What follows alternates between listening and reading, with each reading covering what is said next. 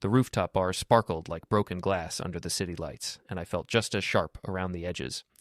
20 floors above the streets of downtown Cleveland, Jenna's advertising agency was throwing their 10th anniversary party, and I stood there nursing a whiskey that cost more than my lunch, watching my wife work the crowd like she owned the place. Maybe she did. After 3 years climbing the corporate ladder at Morrison and Associates, Jenna had transformed from the small-town girl I married into something sleek and untouchable. Tonight she wore a black dress that probably cost what I made in a week fixing engines at my garage, her auburn hair swept up in some complicated style that screamed expensive salon. Nick, right? A voice beside me belonged to Roth, her boss, a silver-haired shark in a $1,000 suit who looked like he'd stepped off a yacht. Great party, isn't it? I nodded, watching Jenna laugh at something Miles Crawford was whispering in her ear. Miles was the golden boy of the agency, all perfect teeth and designer stubble, the kind of guy who probably had his shirts pressed by someone else's wife. You know, Roth continued, raising his champagne glass, I have to toast your wife. Jenna's been absolutely dedicated this year, working late nights, weekend conferences, really going above and beyond. He paused, a smirk playing at his lips. Sometimes I wonder how she manages to balance everything. The long hours, the travel, keeping you happy at home. The group around us chuckled. Someone muttered something about work-life balance, and I caught fragments of whispered conversations floating over the jazz music and clinking glasses. Here's to Jenna, Roth announced loudly enough for half the rooftop to hear, and to her understanding husband who keeps the home fires burning while she's out conquering the advertising world. More laughter.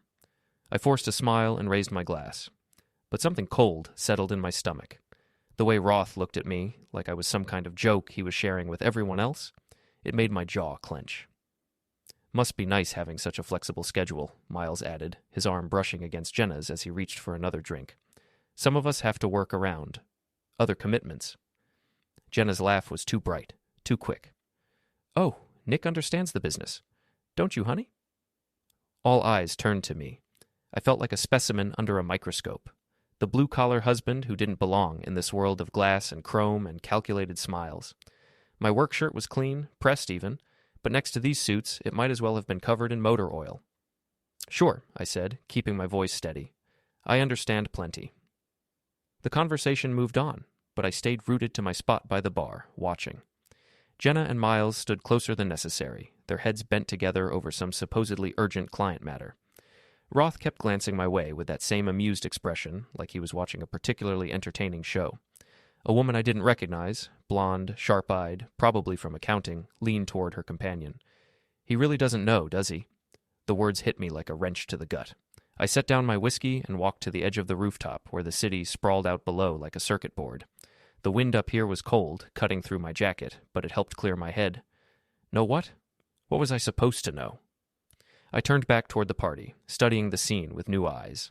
Jenna's hand on Miles's arm as she laughed. The way Roth watched them both with proprietary satisfaction. The pitying glances from her colleagues, the whispered conversations that stopped when I got too close. My phone buzzed. A text from Jenna. Going to be late tonight. Big client presentation tomorrow. Don't wait up. I looked across the rooftop. She was still there, still laughing with Miles, still very much not preparing for any presentation. The lie sat in my palm like a loaded gun. Everything all right? Ernie Martinez appeared beside me, the only other person at this party who looked like he'd ever worked with his hands. He ran the boxing gym where I'd been training for the past year, trying to work off the frustration that seemed to build in me every day. Just enjoying the view, I said. Ernie followed my gaze to where Jenna and Miles were now standing on the far side of the rooftop, partially hidden behind a decorative pillar. Even from here, I could see the intimate way they leaned into each other, the casual touch of her fingers on his chest. Sometimes the view shows us things we don't want to see, Ernie said quietly. I nodded, my throat too tight to speak. The party continued around us, all artificial laughter and clinking glasses, but I felt like I was watching it through bulletproof glass. Everything looked the same, but nothing would ever be the same again. The blonde from accounting walked past us toward the elevators, her phone pressed to her ear. I know, right? It's like watching a car wreck in slow motion. Poor guy has no idea his wife's been screwing around for months. She disappeared into the elevator, but her words echoed in my head. Months. This had been going on for months, and I'd been the last to know. The understanding husband, the joke everyone was in on, except me. Before we dive deeper into this story, I have one small request. Please subscribe, drop a like, comment, and hit that hype button to boost this channel so more people can discover these incredible Reddit stories. I pulled out my phone and opened the camera, zooming in on Jenna and Miles. They thought they were hidden, but from my angle I could see everything. His hand on her waist, her lips close to his ear, the way she looked at him, the way she used to look at me back when we were young and broke and happy. Click. The photo saved to my phone, time-stamped and geotagged. Evidence of something I wasn't even sure I wanted to prove yet. Time to go, I told Ernie. He nodded. Want some company? Not tonight. I made my way toward the elevators, stopping at the bar to settle my tab. The bartender, a kid who couldn't be more than 25, gave me a sympathetic look. Rough night? He asked. Getting rougher by the minute. As the elevator doors closed, I caught one last glimpse of the party. Jenna was looking around, probably wondering where I'd gone. Miles said something that made her smile, and she turned back to him, dismissing my absence as easily as she'd dismissed our marriage. The elevator descended through 20 floors of steel and glass, carrying me down from her world back to mine. But I wasn't the same man who'd ridden up here 3 hours ago. That man had been naive, trusting, willfully blind to what everyone else could see. This man, the one staring back at me from the elevator's polished walls, this man was going to do something about it. My phone buzzed again. Another text from Jenna. Leaving now. See you in the morning. I looked at the timestamp. She'd sent it 30 seconds ago. I was still in the elevator, descending from the party she was supposedly leaving. Another lie, casual and effortless. The elevator reached the ground floor, and the doors opened onto the marble lobby of Morrison and Associates. The security guard nodded at me from behind his desk, probably wondering why I looked like I'd been punched in the stomach. Outside, Cleveland's October air bit through my jacket. I walked to my truck, a 10-year-old Ford that looked ancient next to the BMWs and Audis in the parking garage. As I climbed in, I caught sight of myself in the rearview mirror. Same face, same brown eyes, same scar on my chin from a childhood accident. But something had changed behind those eyes. Something had hardened. I started the engine and pulled out of the garage, but instead of heading home, I drove aimlessly through the city streets. Past the old steel mills that had built this town, past the new developments trying to erase that history, past the dive bars and late-night diners where people like me belonged. My phone rang. Jenna's ringtone. Sweet Caroline, the song that had been playing when we first danced. Now it sounded like mockery. I let it go to voicemail, then played the message. Hey, just wanted to let you know I'm grabbing dinner with some colleagues before heading home. Might be really late. Love you. More lies. Smooth as silk and twice as expensive. I drove home to our house in Lakewood, a modest 2-story we'd bought when we still talked about having kids someday. Now it felt like a museum of our former life. Wedding photos on the mantel, vacation souvenirs gathering dust, everything frozen in time while our marriage rotted from the inside. In my home office, I opened my laptop and stared at the blank screen. Then I opened a new document and started typing. Things I know. 1. Jenna is having an affair with Miles Crawford. Her boss Roth knows about it. 3. Everyone at her office knows about it. 4. I'm the last to find out. 5. She's been lying to me for months. I stared at the list, then added one more line. 6. This ends now. I didn't sleep that night. Every time I closed my eyes, I saw Jenna's hand on Miles's chest, heard Roth's mocking toast, felt the weight of all those pitying stares. By dawn, I was sitting at the kitchen table with my 3rd cup of coffee, staring at my phone. Jenna's side of the bed hadn't been slept in. At 7:30, she walked through the front door like nothing had happened, her dress wrinkled, her carefully styled hair now loose around her shoulders. She looked surprised to see me. You're up early, she said, avoiding my eyes as she headed for the stairs. Couldn't sleep? How was your dinner? She paused on the 3rd step. Fine, just work stuff. You know how it is. Actually, I don't. Why don't you tell me? Something in my tone made her turn around. For a moment, I saw a flicker of uncertainty in her green eyes, but it vanished quickly. It was just the usual client strategy session. Nothing exciting. She forced a smile. I'm going to shower and change. I have an early meeting. I watched her climb the stairs, noting the slight limp in her step, the way she favored her left foot. New shoes, probably. Expensive ones, if I had to guess. While the shower ran, I did something I'd never done before. I went through her purse. Her wallet contained the usual credit cards and cash, but tucked behind her driver's license was a hotel key card. The Marriott downtown, room 412. I photographed it with my phone, then put everything back exactly as I'd found it. The shower stopped. I made myself busy with breakfast, scrambling eggs and frying bacon like this was any other morning. Jenna came down 20 minutes later, transformed back into the polished professional I barely recognized anymore. "Smells good," she said, but she only grabbed a piece of toast and her coffee. "I really have to run." "What time will you be home tonight?" "Not sure. Depends on how the Morrison presentation goes." She kissed my cheek, a brief, distracted peck that felt like a stranger's lips. "Don't wait up if it runs late." After she left, I called my shop and told Tommy, my assistant, that I'd be in late. Then I drove to the Marriott. The hotel sat in the heart of downtown Cleveland, all glass and steel like everything else in Jenna's new world. I parked across the street and waited. At 10:15, Miles Crawford's silver Porsche pulled into the valet area.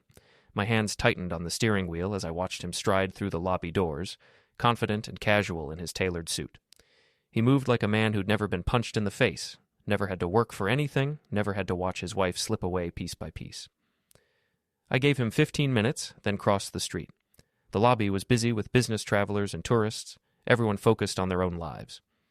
I approached the front desk where a young clerk was checking in a family from somewhere with too many suitcases. "Excuse me," I said when he was free. "I'm supposed to meet my wife, but I forgot the room number. Jenna Patterson? She would have checked in yesterday." The clerk's fingers flew over his keyboard. "I'm sorry, sir, but I don't show anyone by that name." "Maybe it's under Crawford? Miles Crawford?" More typing. "Yes, here we are. Mr. Crawford in room 412. Would you like me to call up?" "No thanks. I'll surprise them." The elevator ride to the 4th floor felt like descending into hell. Each floor that passed brought me closer to a truth I didn't want to face but couldn't avoid. The hallway was empty, carpeted in some generic hotel pattern that muffled my footsteps. Room 412 was at the end of the hall. I stood outside the door for a full minute, listening to the sounds from within. Laughter. Jenna's laughter, bright and genuine, in a way I hadn't heard directed at me in months. I raised my hand to knock, then stopped. What was I going to do? Burst in like some jealous husband in a bad movie? Demand explanations that would only be more lies? Instead, I pulled out my phone and called the room. The laughter stopped. I heard movement, whispered voices, then Miles answered. "Hello?" "Room service," I said, disguising my voice with a slight accent. "Champagne delivery for Mr. Crawford." "We didn't order any champagne." "Complimentary bottle, sir." "From management." A pause. "Okay, give us 5 minutes." The line went quiet. I moved to the stairwell across from the elevator and waited. 7 minutes later, the door to 412 opened and Miles peered out, looking both ways down the hall. He was wearing a hotel bathrobe and nothing else. After he went back inside, I approached the door again. This time I pressed my ear against it and listened. Their voices were clearer now. "Told you, he doesn't suspect anything," Jenna was saying. "Nick's completely clueless. He still thinks I'm working late every night." "What if he finds out?" Miles's voice worried. "He won't. And even if he did, what's he going to do? He needs me more than I need him. His little garage barely makes enough to cover the mortgage." Their laughter felt like acid in my veins. I pulled out my phone and started recording, holding it close to the door. "Besides," Jenna continued, "after the promotion goes through, I'll be making enough to leave him if I want to. Roth promised me the senior account executive position." "What about the kid situation?" "What kid situation? We never had kids, thank goodness. Makes everything simpler." "I meant your husband. He's like a big kid, isn't he? Playing with his cars all day." More laughter. I stopped recording and backed away from the door, my chest tight with rage and humiliation. 20 minutes of listening to them mock my life, my work, my marriage was enough evidence for anyone.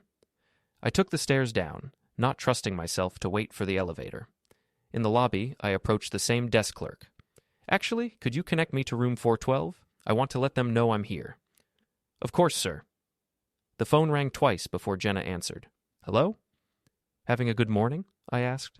Silence. Then, "Nick, where are you?" "Downstairs, in the lobby. Thought I'd bring you lunch since you're working so hard on that presentation." "I can explain. I'm sure you can. You've gotten very good at explaining things lately." I hung up and walked outside to wait by Miles's Porsche.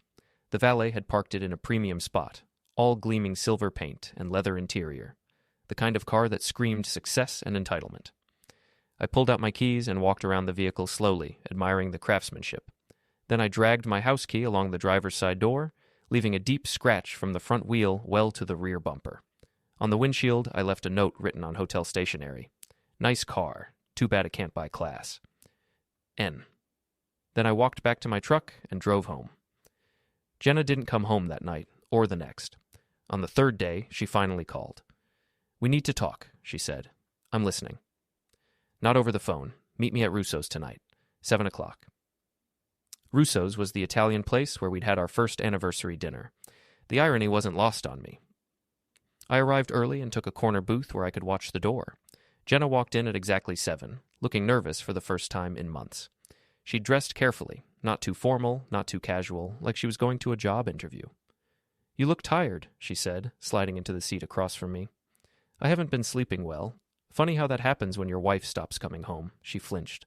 "Nick, I know this looks bad. It looks exactly like what it is.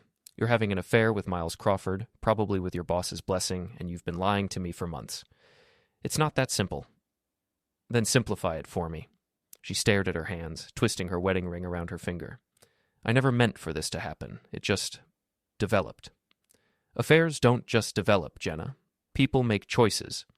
You don't understand the pressure I'm under at work. The expectations, the competition. Miles gets it. He understands my world. And I don't. You don't even try to understand. When's the last time you asked about my projects? My goals? You're content to just fix cars and come home and watch television."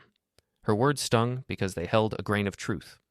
I had stopped asking about her work, mostly because every conversation about Morrison and Associates made me feel like an outsider looking in. "So this is my fault?" "That's not what I'm saying." "Then what are you saying?" She looked up at me finally, and I saw something I'd never seen in her eyes before. Contempt. "I'm saying I've outgrown this marriage. I've outgrown this life. I need something more." "More than 15 years together?" 15 years of what? Living in the same house, having the same conversations, watching you be satisfied with mediocrity? The waiter approached our table, probably sensing the tension, but I waved him away. "So what happens now?" I asked. "I don't know. I need time to figure things out." "While you're figuring things out, are you planning to keep lying to me?" "I haven't been lying. You told me you were working late. You told me you were having client dinners. You told me you loved me. Which of those wasn't a lie?" She didn't answer. I stood up and threw a 20 on the table. "When you figure it out, let me know. I'll be at home. Our home. The one we bought together when you still remembered who you were." I left her sitting there and drove home through the darkening streets of Cleveland. The house felt different now. Not like a home, but like a crime scene where our marriage had been murdered. In my office, I opened the document I'd started and added to my list. 7. She doesn't love me anymore. 8. She thinks I'm mediocre. 9. She's planning to leave me. 10. She's not even sorry. Then I opened a new document and started planning. The next morning, I did something I hadn't done in 20 years. I called in sick to work. Not because I was physically ill, but because I had other business to attend to. Important business. My first stop was Ernie's gym, a converted warehouse in the flats that smelled like sweat and determination. Ernie was training a kid who couldn't have been more than 16, teaching him how to keep his guard up. "You look like hell," Ernie said when he saw me. "Feel worse. Got a minute?" He left the kid with a heavy bag and walked over to where I was standing by the windows overlooking the Cuyahoga River. "Woman troubles?" he asked. "You could say that." I told him everything, the party, the hotel, the conversation at Russo's. Ernie listened without interruption, occasionally nodding or grunting his understanding. "So, what do you want to do about it?" he asked when I finished. "I want to know everything. How long it's been going on, who else knows, what they're planning. I want to know what I'm dealing with before I decide how to handle it." Ernie was quiet for a moment, watching the kid work the heavy bag. "I know a guy who does that kind of work. Private investigator. Discreet, expensive, but good." "How expensive?" "Couple thousand, maybe more, depending on what you want him to find."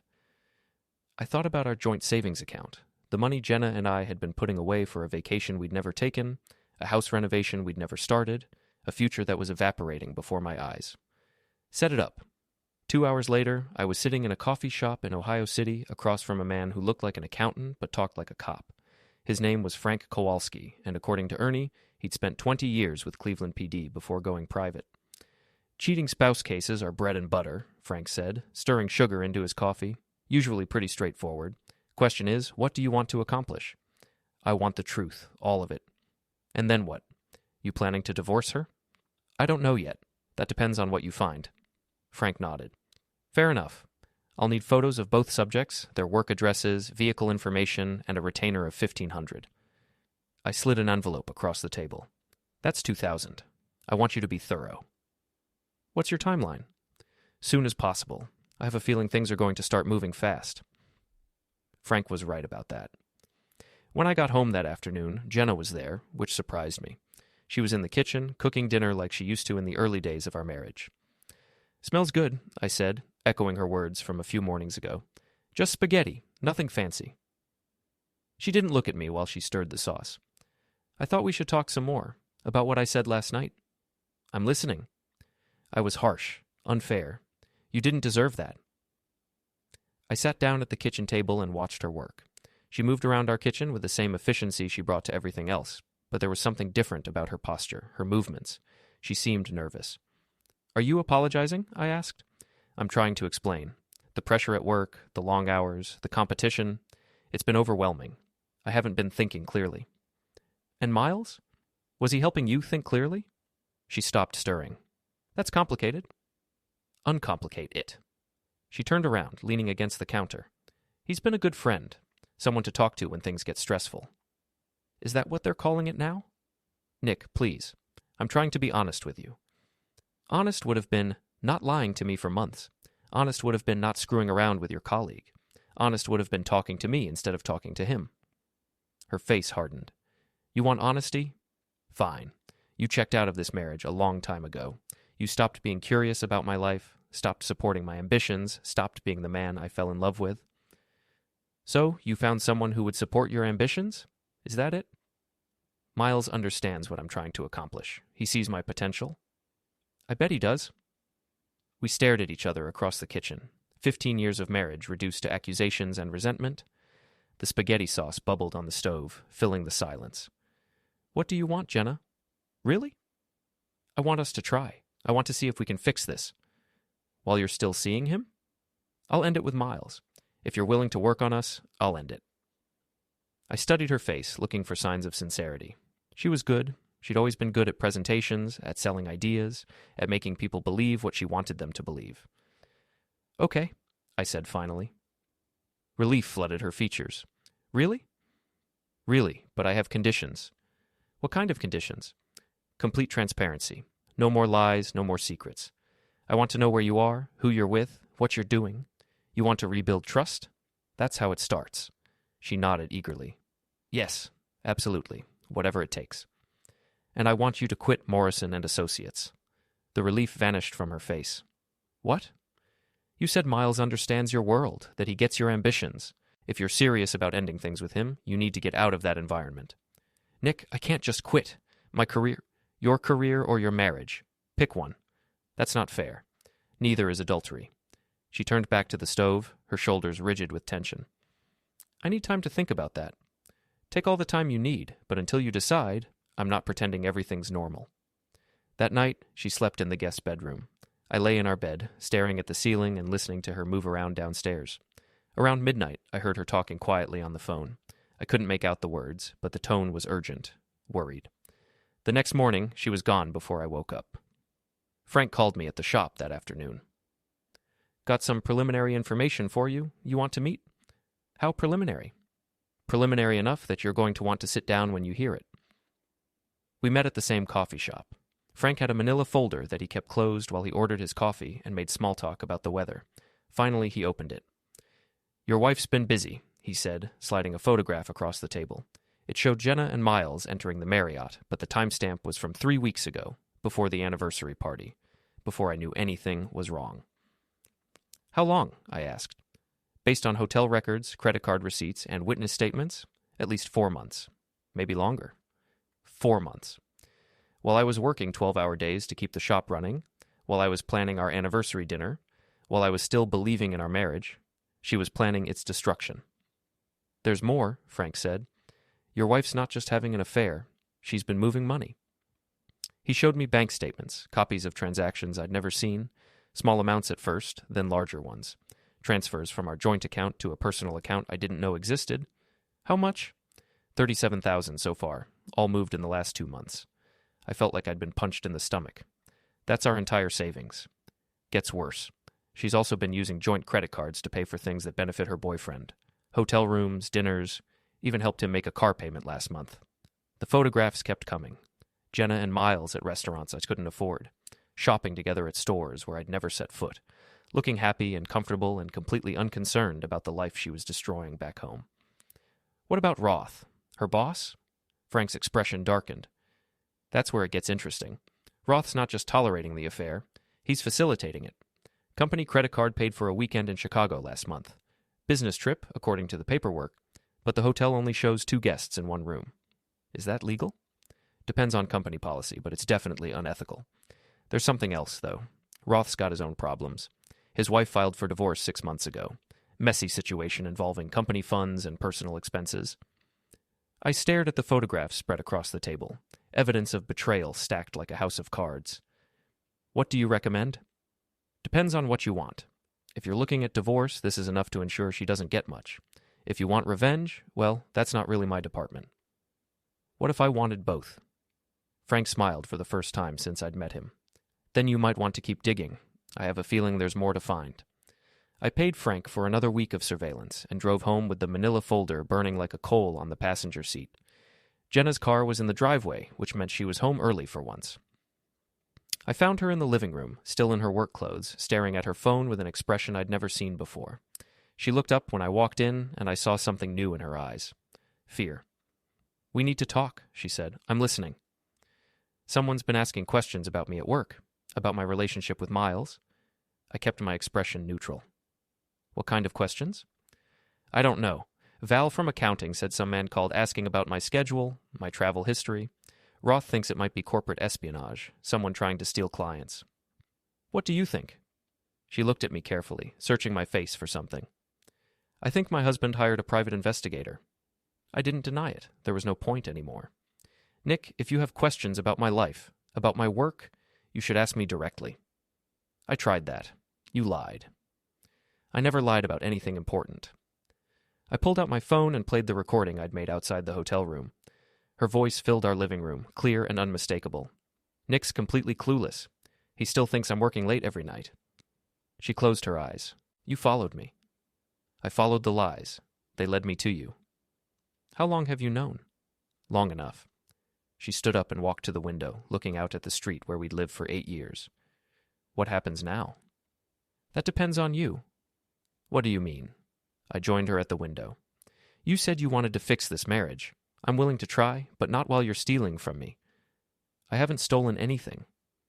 $37,000. Our savings account? Ring any bells? Her face went pale. That money. I can explain. I'm sure you can. You're good at explaining things.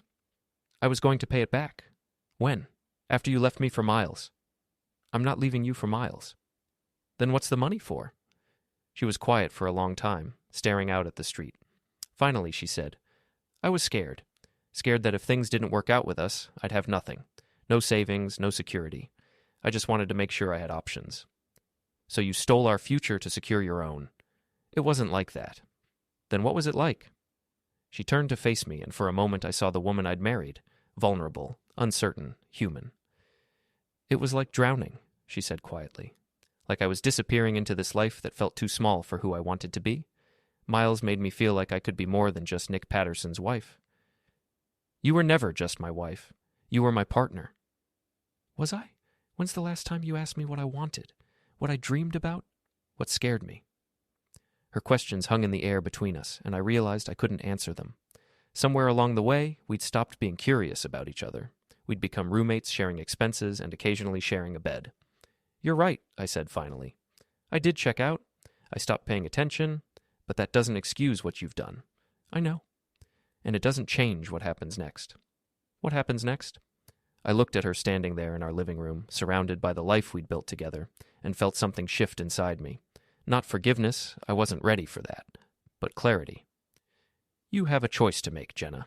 You can end things with Miles, quit Morrison and Associates, return the money you took, and we can try to rebuild this marriage from the ground up.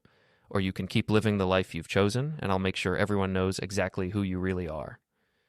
That sounds like a threat. It's a promise. She stared at me for a long moment, and I saw her weighing her options, calculating the costs and benefits like she was preparing a client presentation. I need time to think, she said finally.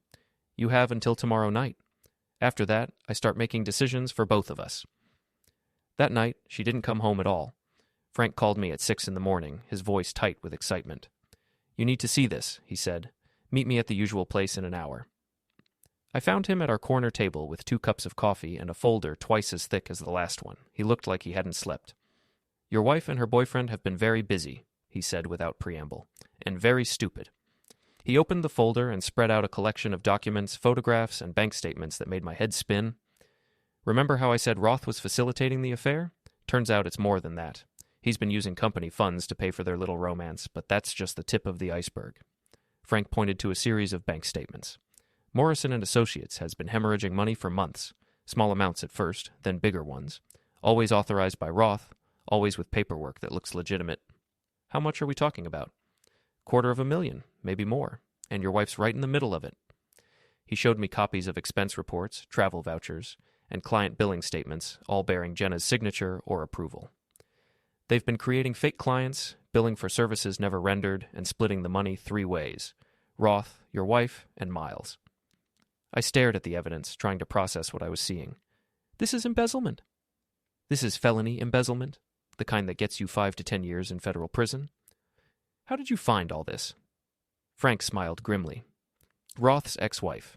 Turns out she's been collecting evidence for her divorce attorney, and she's very motivated to see her husband go down hard. She gave me copies of everything. Why would she help you? Because she knows that if this comes out the right way, she gets a bigger settlement and her husband gets what he deserves. Win-win. I studied the documents, looking for Jenna's involvement. Her signature was everywhere, approving expenses, authorizing payments, validating fake invoices. How long has she been part of this?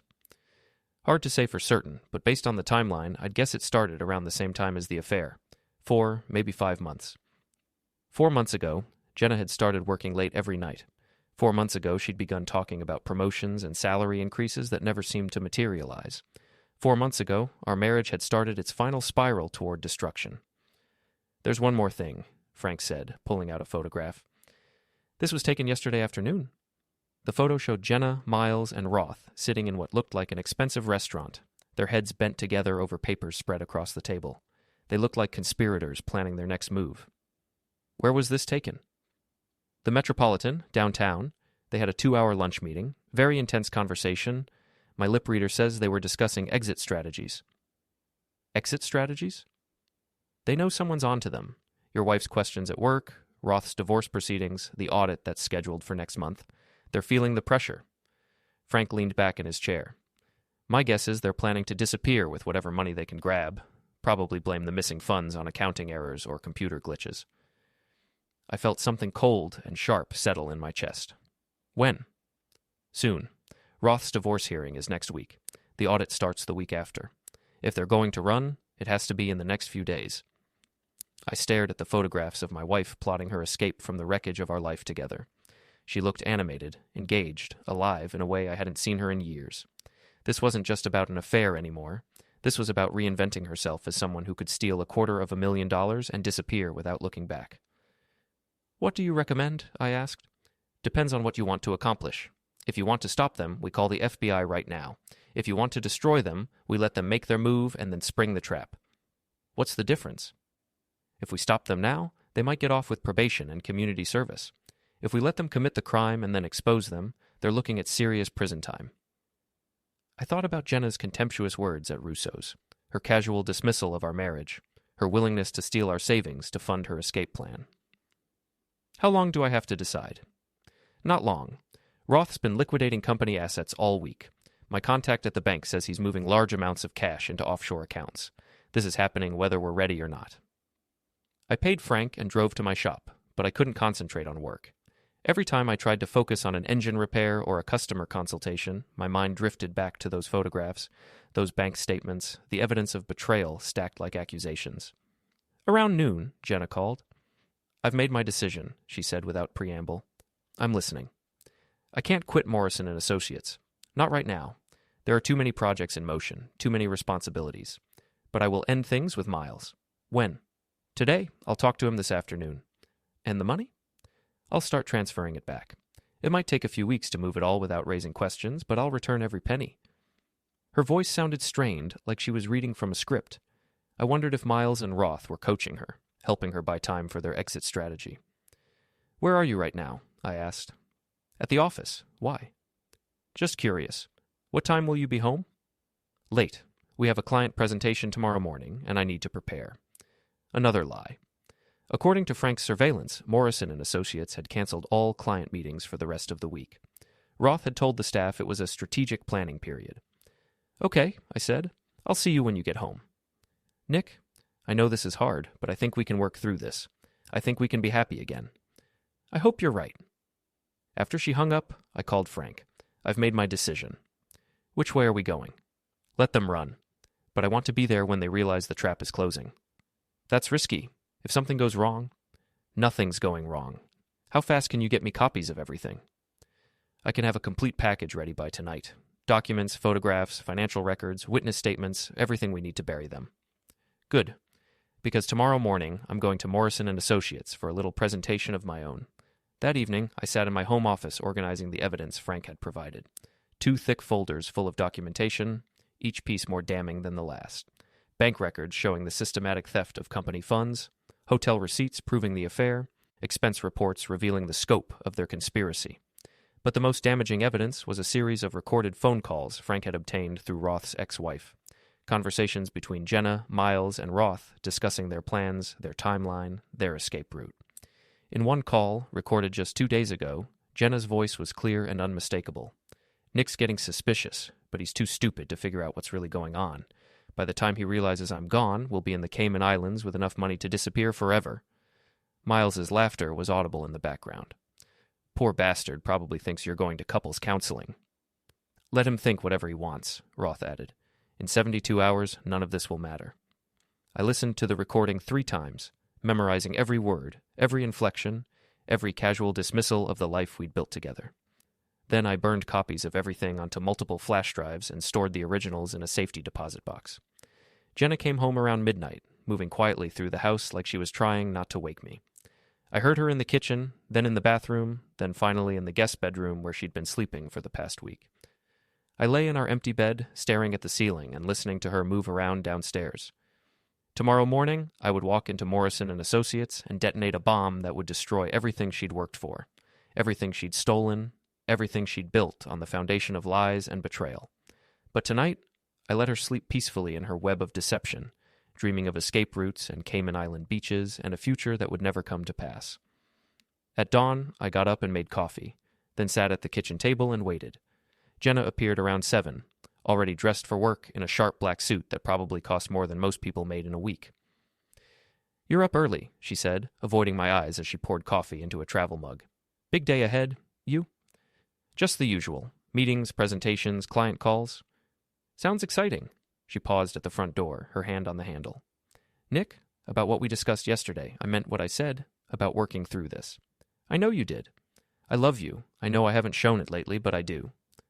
I looked at her standing there in our doorway, beautiful and polished and completely hollow, and felt something that might have been pity.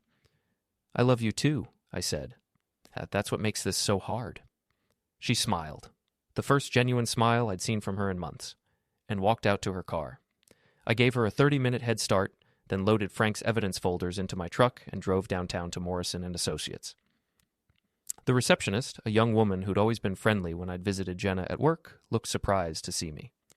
"Mr. Patterson, Jenna didn't mention you were coming in today." "It's a surprise. Is she in her office?" "Actually, she's in the conference room with Mr. Roth and Mr. Crawford. They're in a meeting, but I'm sure she wouldn't mind if you..." "Perfect. Which conference room?" "The big one on the 14th floor, but really I should call up, and..." "Don't worry about it. I know the way." I took the elevator to the 14th floor, the evidence folders tucked under my arm like briefcases full of dynamite. The conference room was at the end of the hall, its glass walls offering a clear view of the 3 people who had conspired to destroy my life. Jenna sat at the head of the table, looking every inch the successful executive.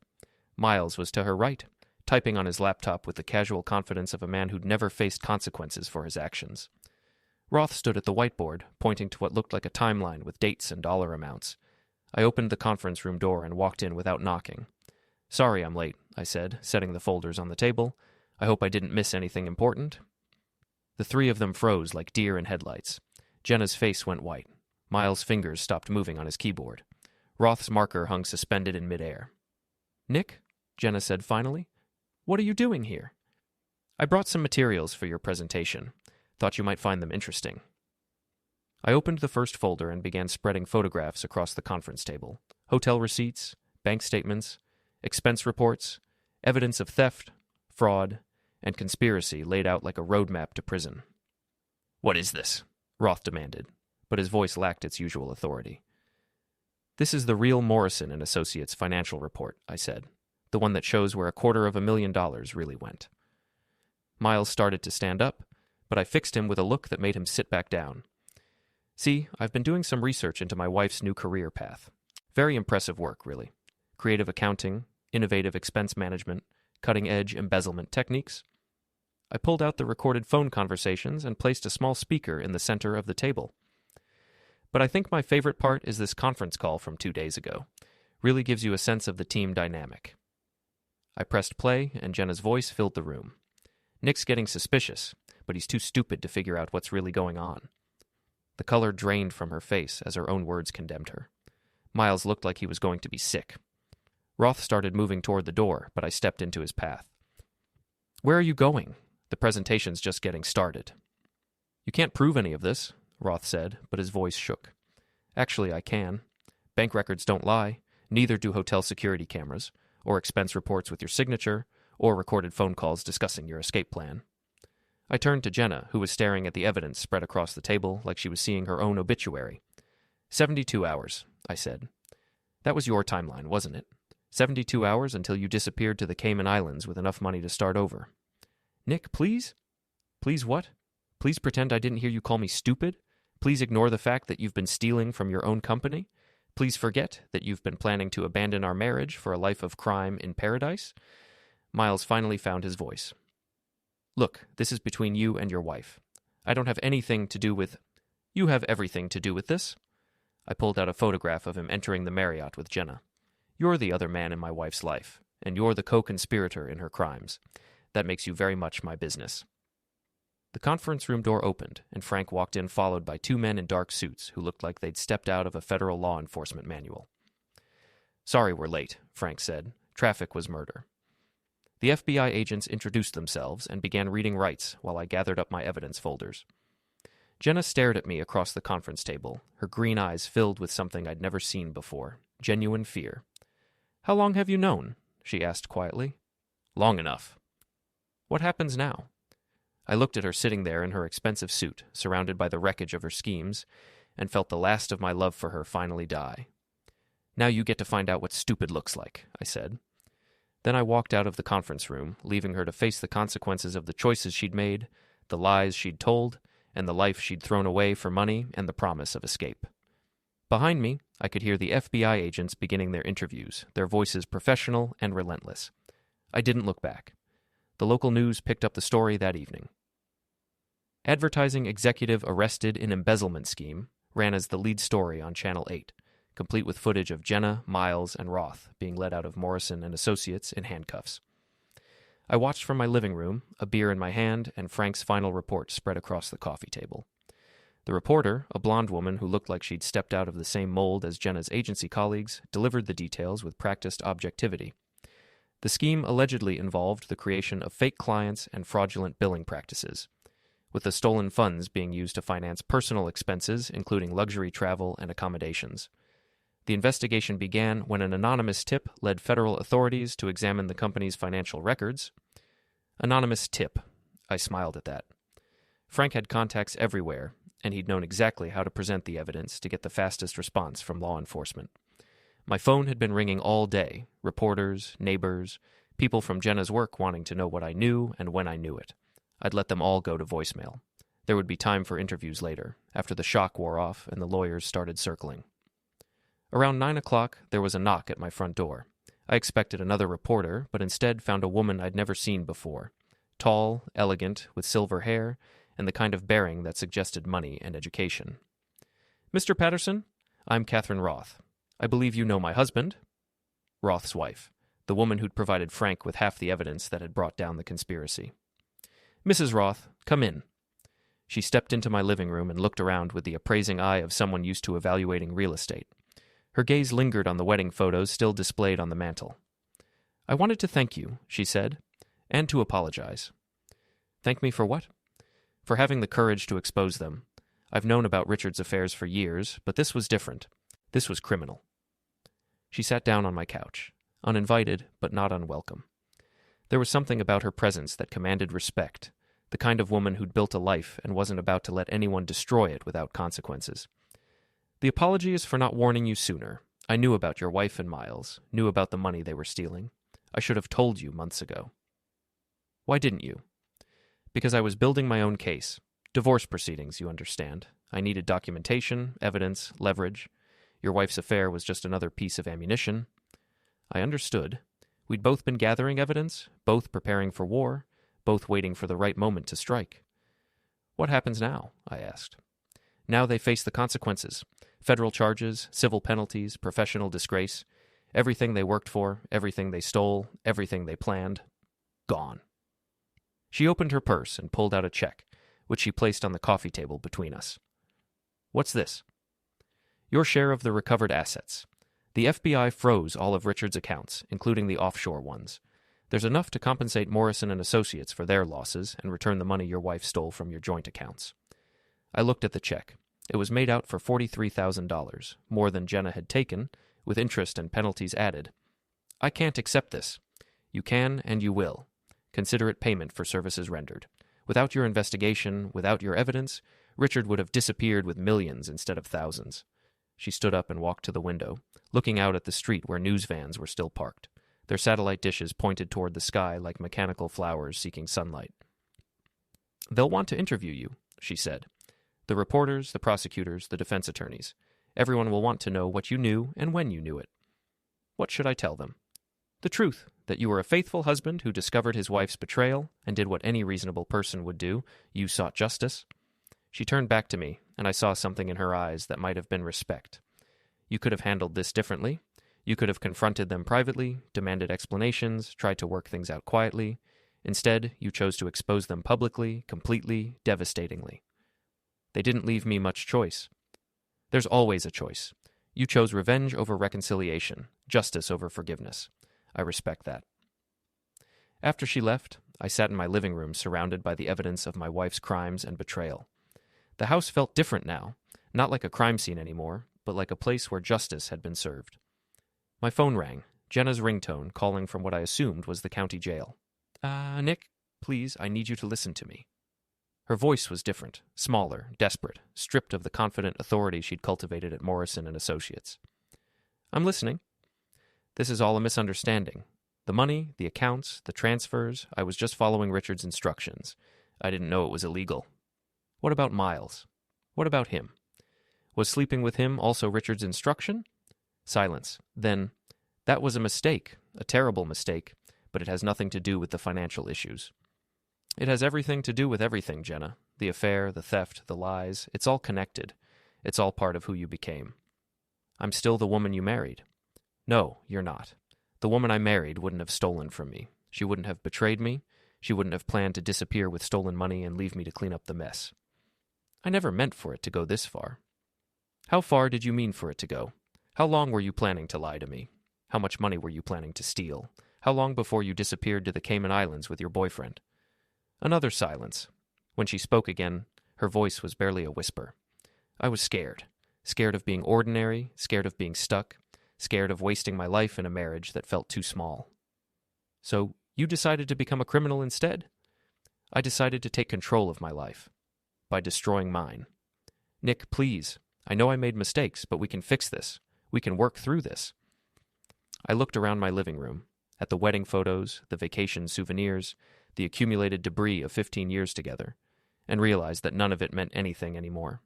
It was all just evidence of a life that had ended the moment she chose Miles over me, crime over honesty, escape over responsibility. "There's nothing to work through, Jenna. There's nothing to fix. You made your choices, and now you get to live with the consequences." "What about our marriage? What about 15 years together? What about them? You threw them away the moment you decided I wasn't enough for you." "I never said you weren't enough. You said I was mediocre. You said I was stupid. You said I was too clueless to figure out what you were really doing. That sounds like not enough to me. I was angry. I didn't mean those things. Yes, you did. That's the problem. You meant every word. The line was quiet for so long I thought she'd hung up. Finally, she said, "What happens to us now?" There is no us. There's you in jail facing federal charges, and there's me moving on with my life. Nick. Goodbye, Jenna. I hung up and turned off my phone. Outside, the news vans were finally packing up, their crews moving on to the next story, the next scandal, the next life destroyed by greed and betrayal. I walked through the house, room by room, looking at the remnants of our life together. In the bedroom, her clothes still hung in the closet, her jewelry still sat on the dresser, her books still lined the shelves. Tomorrow, I would pack it all up and donate it to charity. Tonight, I just wanted to remember what it felt like to have a home instead of a crime scene. In my office, I opened my laptop and deleted the document I'd started weeks ago. The list of things I knew, things I suspected, things I planned to do. None of it mattered anymore. The truth was out, justice was being served, and the woman who had been my wife was facing the consequences of her choices. I opened a new document and started typing. Moving forward, 1. File for divorce. 2. Change the locks. 3. Close joint accounts. 4. Start over. It was a short list, but it felt like a beginning rather than an ending. For the first time in months, I felt like I could breathe. The next morning, I woke up in my own bed, in my own house, with my own future spread out ahead of me like an open road. The phone was ringing, reporters, lawyers, curiosity seekers. But I let it ring. There would be time for interviews and depositions and testimony later. Today, I was going to work on cars, fix things that were broken, and remember what it felt like to be proud of honest work honestly done. I made coffee and sat at the kitchen table, watching the sun rise over Cleveland. Somewhere across town, Jenna was waking up in a jail cell, facing federal charges and the ruins of her career. Miles was probably in the cell next to her, wondering how his perfect life had collapsed so completely. Roth was discovering what it felt like to lose everything, his job, his freedom, his future. They had all made their choices. They had all chosen greed over honesty, betrayal over loyalty, escape over responsibility. Now they were facing the consequences, and I felt no sympathy for any of them. My phone buzzed with a text from Frank. Saw the news? Nice work. Justice served. I texted back, "Thanks for everything." "What's next for you?" I thought about that for a moment, looking around my kitchen, my house, my life that was finally my own again. "Whatever I want," I typed back. For the first time in years. Whatever I want. I finished my coffee and got dressed for work. In the garage, my tools waited for me, clean and organized and ready to fix whatever was broken. It was honest work, important work, work that mattered. As I drove through the streets of Cleveland toward my shop, I passed Morrison and Associates. The building looked smaller somehow, diminished, with FBI crime scene tape across the entrance and security guards turning away former employees trying to collect their belongings. I didn't slow down. That was Jenna's world, not mine. Her choices had led her there, just as my choices were leading me somewhere else entirely. At my shop, Tommy was already working on a transmission rebuild, his hands steady and sure as he disassembled the complex machinery. "Morning, boss," he said without looking up. "Hell of a thing about your wife." "Hell of a thing," I agreed. "You okay?" "I'm better than okay. I'm free." He nodded and went back to his work. In the automotive world, actions mattered more than words, results more than intentions, honest work more than clever schemes. I put on my coveralls and got to work fixing what was broken, one engine at a time. Behind me, the world moved on. Jenna and her conspirators would face trial, conviction, and prison. The story would fade from the news cycle, replaced by other scandals and betrayals. Life would continue. But for me, standing in my garage with grease on my hands and honest work ahead of me, it felt like the first day of the rest of my life. And that was exactly what it was.